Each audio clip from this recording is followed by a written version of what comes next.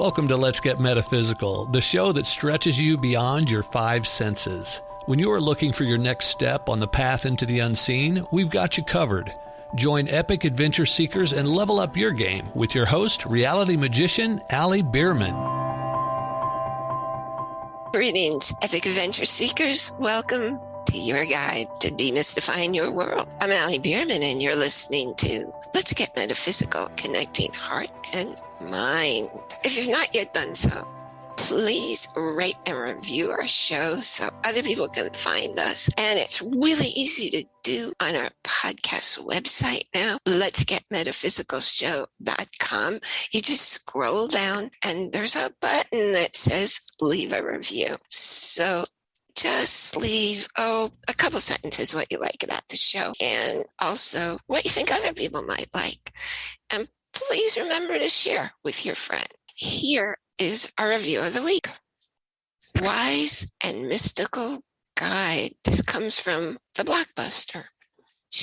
I don't know if it's she or he, says, Allie helps us to feel the love that we are and guides us with each guest's wisdom in a practical and mystical way that's fun and impactful. And we are definitely out to bring you everything in a fun, and I like that word, mystical manner. Today's guest, Damini Celebre, is an advocate for the soul. Before jumping in, I have a quick question. Do you do the same thing day after day after day, expecting different results, only same thing happens day after day? You know, Einstein called that insanity. Well, because of that, I made a gift for you so that you can change the thing you're doing day after day after day and step in a new direction. In fact, that's what it's called. And you'll find the link for downloading it in the show notes. Damini Celebre is known for helping women live life as their most authentic selves, so that way they can thrive, to be empowered in their choices so they can live a deeply happy life. Damini has helped thousands of people worldwide as an author, speaker, a transformational coach, and retreat facilitator. She's been doing this for more than 25 years. Her background is a potent mix of healing arts, acupuncture, energy medicine, shamanism, and the intuitive creative arts. The synthesis of her knowledge came together in her highly acclaimed book, Painting the Landscape of Your Soul, a journey of self-discovery. As an advocate for the soul, Damini believes deeply that when you get out of your twirly head and back into your body, you're in the flow of your soul's truth, which infuses happiness into all aspects of your life.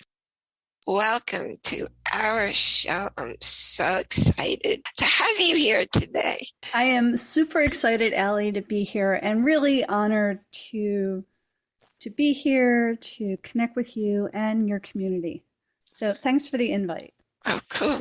And we are going to have a good time. So you want to stay tuned. So first, I don't think I've had anybody speak directly to the soul. So could you tell us, for you, what does soul mean?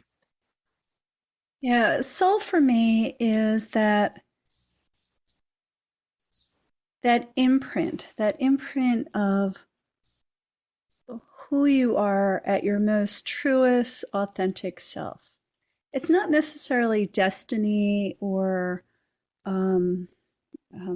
whatever that is for some people, but it's that core gift or light that you bring into the world.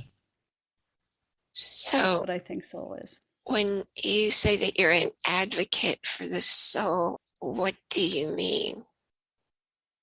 Well, I believe that my life's work is to enable people to be their best selves, like to reach in deep and get into the truth of who they are. And that is soul self.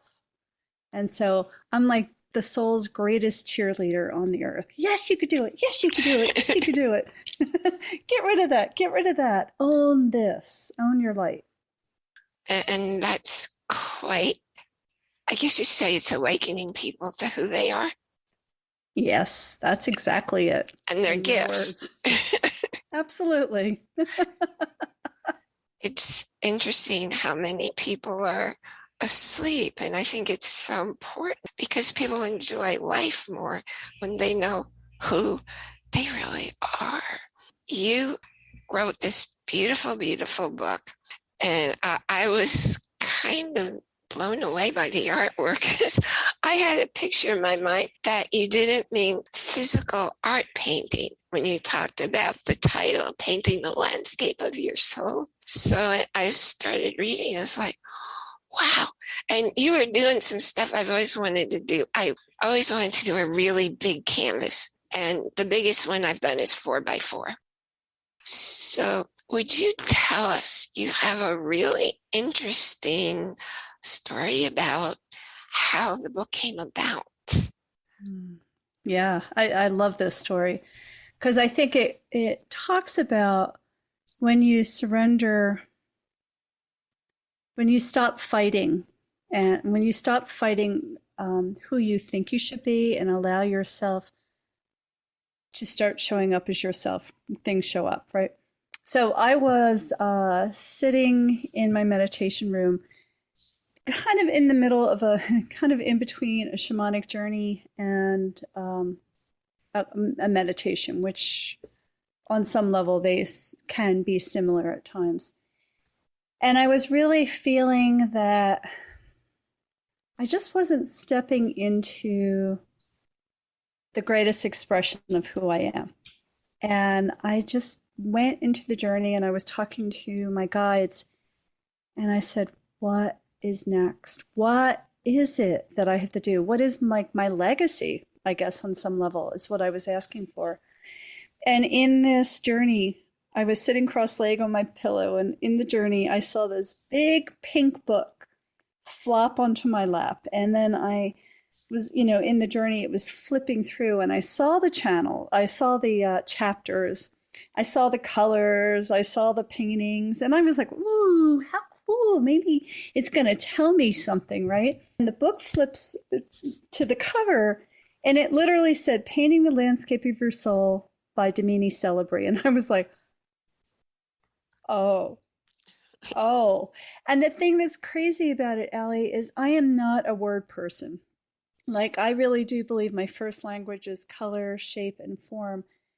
And the expression through words and writing is a real challenge for me. Oh. And the truth is I asked and I received information, and I took that very seriously.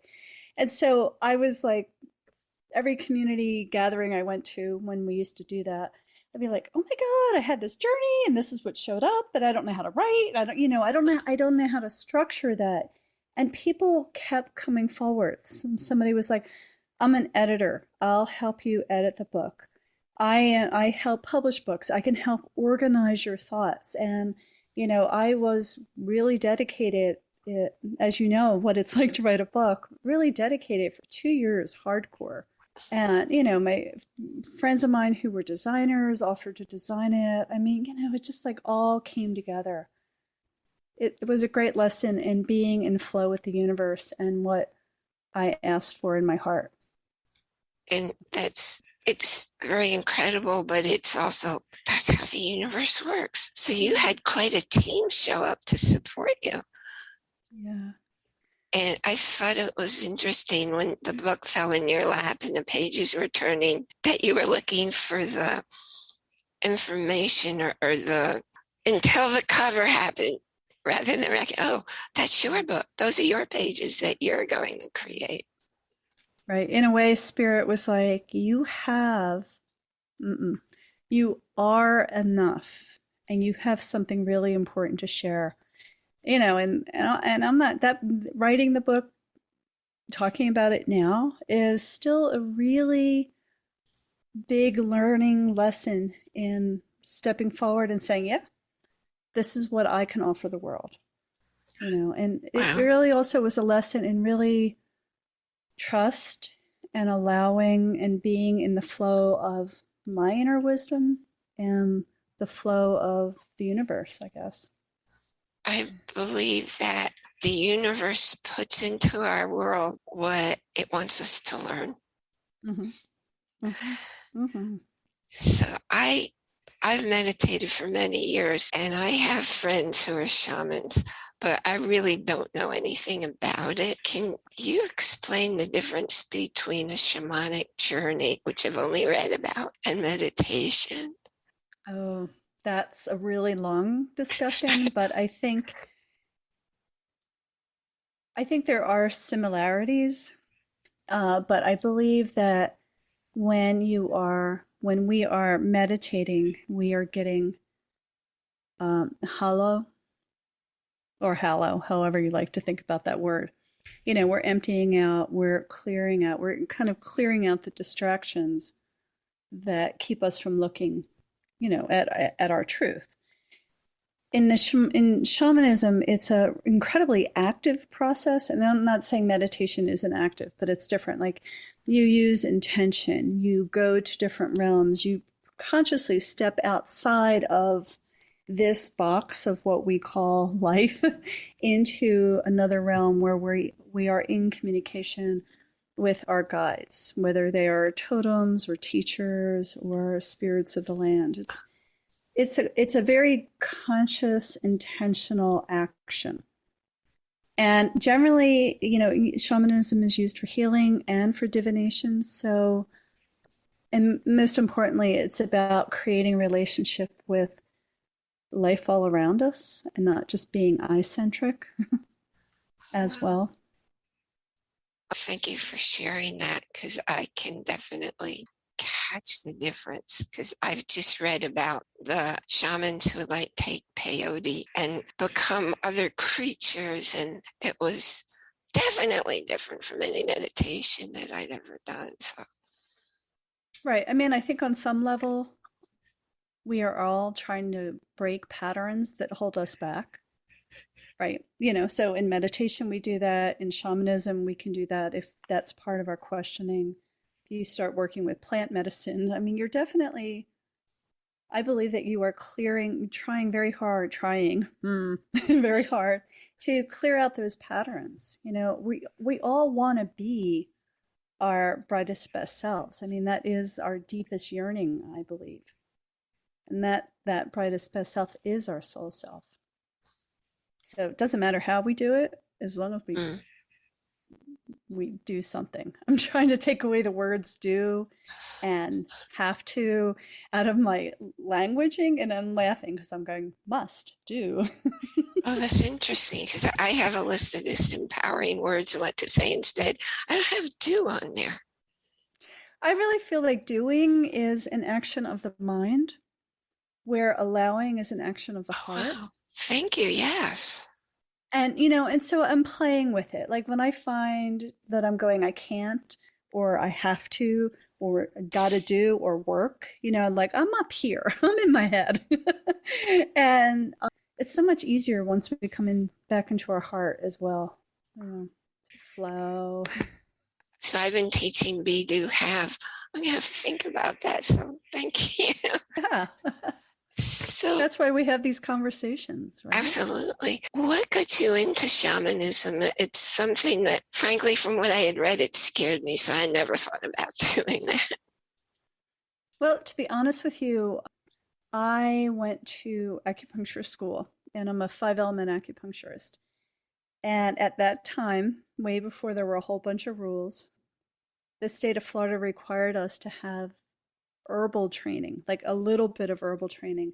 And the man that ran my school, who was J.R. Worsley, he brought in a man named Elliot Cowan, who wrote the book Plant Spirit Medicine, in to teach us about herbs. Because really, if you're a Chinese herbalist, that is your path. If you're an acupuncturist, that is your path. Like these are massive types of medicine, right? And so we were just getting this little bit. And so Elliot came in and basically taught us shamanism. And I'm like, whoa, this is amazing. You know, I don't know about you and probably your listeners, you know, a lot of us, when we're quiet, we connect in to other energies. And, you know, the shamanism one made me realize that as a child, you know, that's exactly what I was doing. And shamanism, like any good healing modality, gives you structure, gives you structure to do things in a way that's safe, you know, so you don't get scared, et cetera, et cetera. So that was my intro, and I went whoosh right into it from there.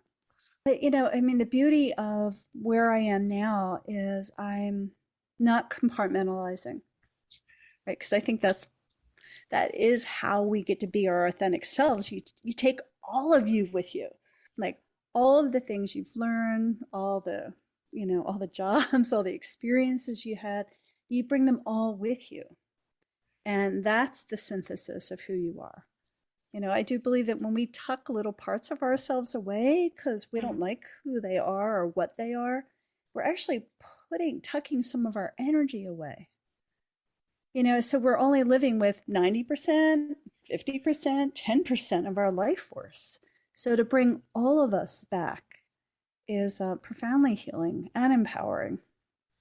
And thank you for saying that, because that's something I haven't discussed with other people, but I've been living my life that way for 25 years. And it wasn't in my conscious awareness because I've been doing it for so long. And you're empowering people to take a look at something that may not have occurred to them. Right. I mean, you know, like as women, we look in the mirror and we don't normally, I mean, all of you, just think about this for a minute. When you look in the mirror, are you like, oh God, you are just so beautiful or whatever that is? Mostly it's like, oh, what's that? And what's this? And oh, we start pushing away some of our life force. And, you know, and that's just the little things that we do each day. And then there's the deeper things, you know, the patterns or the beliefs we had as kids that we just tuck away because somebody told us they were not okay. You know, the healing journey, as you know, Allie, is bringing us all back in. So I definitely want to pursue this more. I'm just going to take a quick break for our sponsor, who today is Audible. Now, I've been a member of Audible for 7 years. I love to learn, and I'm very busy doing things all day, so I listen to a lot of audiobooks.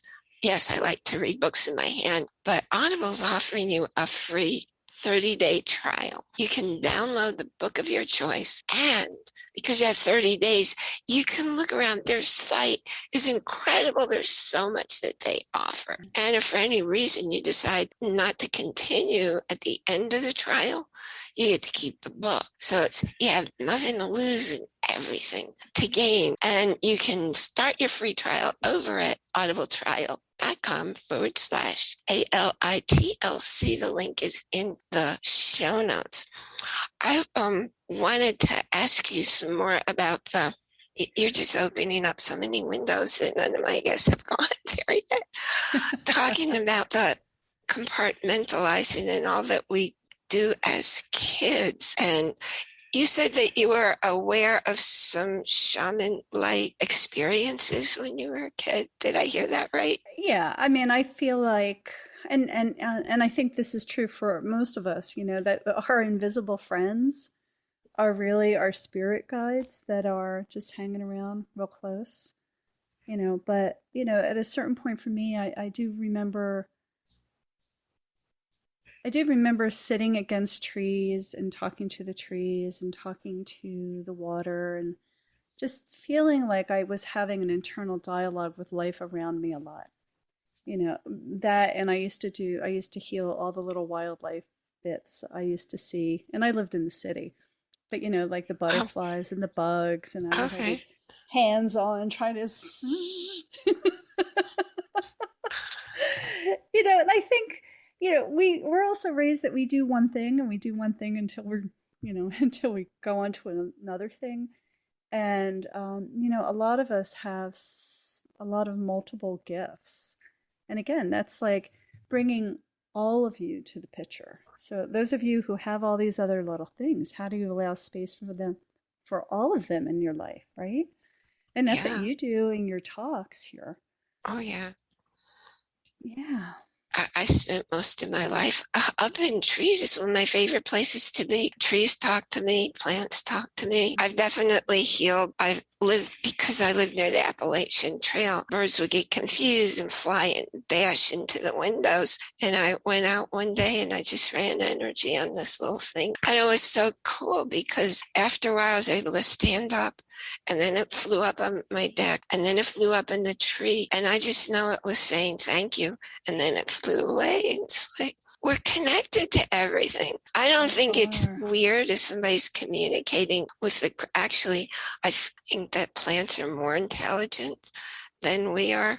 A lot of the books I read from Audible or listened to are like The Secret Life of Plants, The Secret Wisdom of Nature. Holy mackerel. Just, wake up, observe what's around you, because it's telling you cool stuff.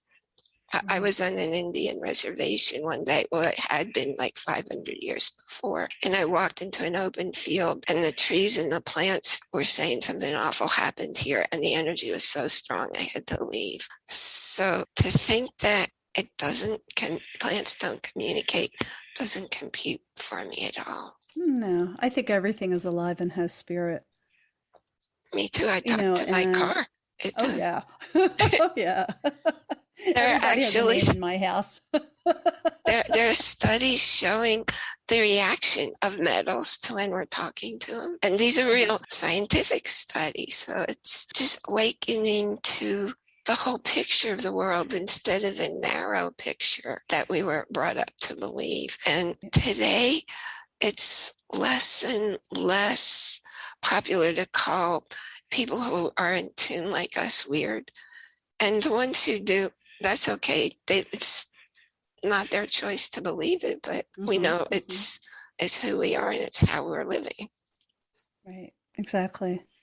So you have said that it's very important to go back into your body, and that embodiment practices impact the soul's journey.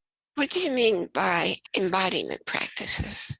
Right. So I have this little lovely belief that, we're spirits and we get a chance to come into body, right? And the goodie of being in body is to use our senses, right? And when we come, so I also believe that our body holds the roadmap for our transformation, holds the blueprint of who we are. And spirit, excuse this, is a bit like a border collie, kind of guiding us by bumping, our knees, or kind of touching us with feelings, with sensations. And we all know what this is like. When we are in our full body yes, there is this wild, open, expansive energy of yes, right? That's an embodied sensation. Like we're connecting into our body sensation as our inner wisdom. The other end of that is that full body no, where it's like, no, your stomach hurts, or these are even kind of conscious things, but then there's the unconscious feelings. And so I believe that when we are doing this deep soul searching or exploration, the embodied practices get us completely out of our head and back into our body that guides us. So the embodiment practices in the programs that I teach is movement, free writing, process painting or process drawing. It's like all of singing, moving, breathing, like all of these things that engage our body, because our body holds our patterns, and our body also is holding that roadmap of how to go forward. And it's our senses, 6 senses or physical senses, that help guide us through the process, because we're being guided in the place that doesn't make sense. I always say in my classes, if you have no idea what's going on, you are in the perfect place, because the mind wants to have linear structure, It wants to keep you safe, and if not, it's like, wait a minute, wait, stop. And some of us get stuck in the stop. But the more we come into the body, the more we can navigate the fear of stop, if you've gone too far, or, whatever that thing is. So the embody, coming back to the body, connects you into your heart, your intuition, your inner wisdom. And by using these practices, you kind of start moving out, clearing out, and following that path. Does that make sense? Oh, absolutely. If I have sensitive hands, if I run my hands over somebody, and if they're cerebral and they haven't done what you just described, energy stops right at the neck. Right. They're absolutely. not in their bodies at all. Right. I mean, I start most everything I talk about with a really simple mantra, which is breath, belly, feet. And because where our breath goes, where our intention goes, our intention and attention goes, our breath goes, our energy goes, right? And so if we go breath to belly to feet, we're coming out of our head and down into our body. And just that simple breath, belly, feet goes poof. Then we're in our body again. So any of you who are like twirly, I always say we teach what we need to know the most. I'm squirrely, I'm twirly, right? And so I'm always teaching like how to come back down into the body. Meditation is a body practice, right? You're breathing. Shamanism is a body practice. We're coming back into our body. Then there's the embodied creative processes, which allow us to come back down and in so we can listen to our inner guidance. That's where the juice is. And the inner guidance is there when we allow ourselves to recognize it instead of being afraid of it. Right. I mean, I could tell you a gazillion stories that happened when people were doing the embodied creative processes and how they touched things, but I don't know how much time we have to share that with you. If one comes to mind that you really want to share, please do. I have two. So okay. And I'll try to make them as quick as I can. So, when we're doing, I always say, pick a color that is just calling you. Like it may look brighter, you may just hear it. And this woman was stopped. She was staring at her colors. She was getting pale and sweaty. And, this is just paint and paper, right? So what's going on? And she's like, I keep wanting to use black. I'm like, well, use black. And, I can't use black. She had a really horrific childhood. There was a whole bunch of stories around dark and black. And I said, look, this is just paint. It's kids' paint and paper.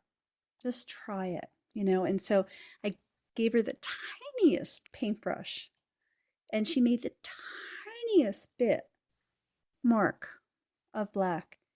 And that little bit of permission just gave her that next step. Like we all don't have to know where we're going, right? But all we need is the very next step. And I think that's how our body leads us, by these little tiny steps. Right. So that one was pretty remarkable. And it, of course, by the end of the weekend, she had this 4 by 8 foot piece of paper that was covered in black. But she was delighted, because she was so afraid of it. These embodied practices, they're, you're honoring what's showing up, and then you're just making the next step of taking it from the inside out, right? In that case, it was onto paper. Another really short story, and this was me personally, is I was doing a process painting training. And I'm doing my thing, and I'm very good at listening to my inner guidance or my spirit. And really, it's just a matter of surrendering over and over again. And in this weekend, 5 days, actually, for 4.5 days, I was told to put my paper on the floor and put my feet in paint and walk in circles. Didn't matter what color, didn't matter what direction I went in, but I had to keep walking. And, my friends are like, oh, Damini, you're like a performance artist. I'm like, this is what I'm being asked to do. Like, I wanted to trust in the process enough, right? Because this is what my body was asking me to do. Mm. And I was inside, I was in a safe place just to explore it. So I can't tell you how many miles I walked, but I really did walk for about 5 hours a day in these Wow. circles, putting my paint on my feet and walking. And in the very last couple hours, maybe last hour, I had wrote something on a piece of paper, and it was a heart in pen with a heart, and it had the letter U, right? U. And in this um, completely impulsive, intuitive moment, I grabbed it off the wall and I threw it in the center, and I got filled with rage. Now I am like stamping, and then I'm grabbing paintbrushes and I'm stabbing you. Right now, it was very dramatic, and I can't even tell you. I was like, what am I doing? This is like, I can't believe I'm doing this. But I was filled. This is what I had to do. Right. And it dawned on me that what I was walking around for 4.5 days was self-hatred. Wow. And I could tell you that in my being, nowhere would I have thought that I had self-hatred, because it was so buried deep. But in following, my body's yes, my heart's yes, following this process where it was so not in my head, but my body just kept leading me to it, that I got to really sit and look at where I have self-hatred. I mean, that was one of the key moments where I was like blown away. I'm like, this is just as healing as any other healing modality I have done or had done with me. And it was amazing. I mean, I was howling and screaming and yelling and frustrated, but you know what? It was just paint on paper, you know. But it was such a physical, embodied experience that I, surrendered to it enough to get to look at that. It's like, and we all do this, like journal. What do you want to journal about? You journal, and you can get to certain levels. And then, sometimes we just need to get to another level. And Spirit thought it was time. That's And, cute. it was amazing. It still is amazing. Something like 10 years later, it's still amazing. You may or may not know, when I was getting my degree in psychotherapy, one of my courses was art. It was art, the psychology, or whatever it was. It was a whole lot like what you're describing. Hmm. Hmm. And it's very powerful. And I never heard of it used quite the way you just shared. And I think that could be the answer for some people who just don't know how to get at what's bothering them. Right. I mean, painting the landscape of your soul is truly a combination of intuitive creation, embodiment practices, shamanic concepts, and the acupuncture concepts. All this whole healing journey. That book, I was just talking about it with somebody yesterday.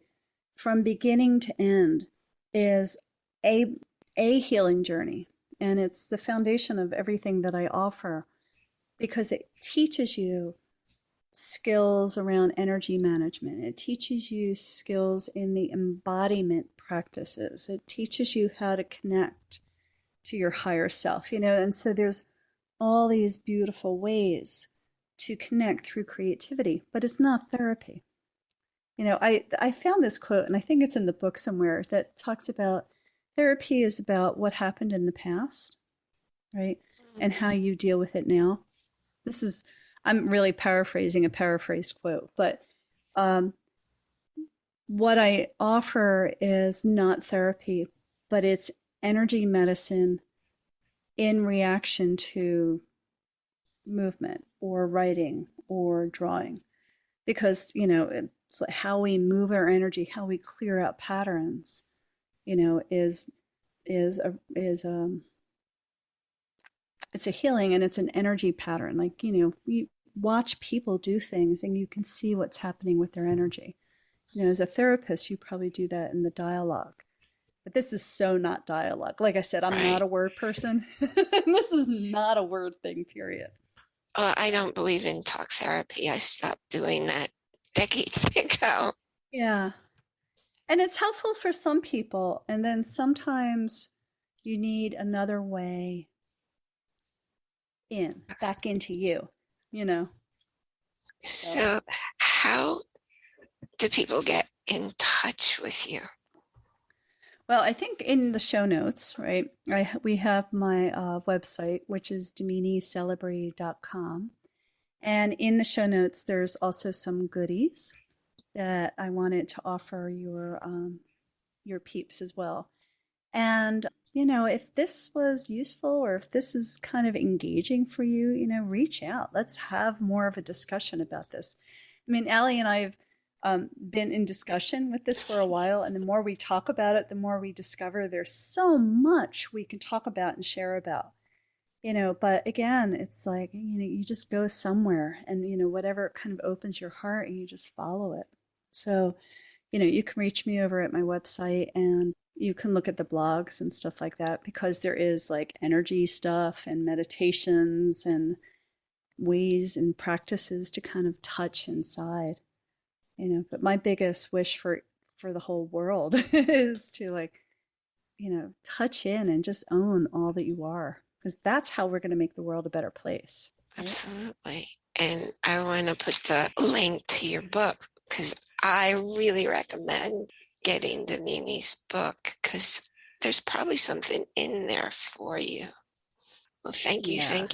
Thank you so much for being with us today and being the first interview on my working internet. Pretty excited about that. Everybody, I want to remind you to join our Facebook group, make a new friend, ask questions, and watch for whatever I'm offering out there to you. Be sure you pick up your gift, step in a new direction if you haven't done so. And there's also a link if you want to work one-on-one with me to have an initial conversation, see if there's something there for you with me. And I wish you a week filled with blessings and much enjoy. That's INJOY.